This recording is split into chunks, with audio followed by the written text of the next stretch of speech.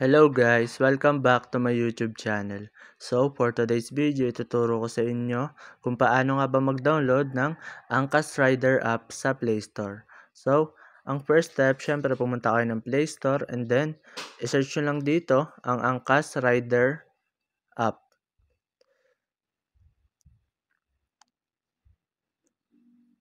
So, ayan.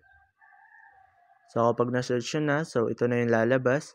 So, pindutin nyo lang tong Angkas Affordable Moto Taxi. So, ayan. So, dito, pwede nyo na siyang i-install. So, pindutin nyo lang yung install para mag-download na siya. Skip nyo lang yan. At ayan, kusa na siyang magda-download. So, pagtapos na siyang mag-download, so pwede nyo na siyang i-open.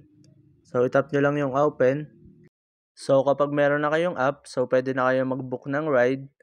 So, ganun lang naman kadali mag-download ng Angkas Rider app sa Play Store. So, ayun lang. Thanks for watching. See you on my next video. Bye!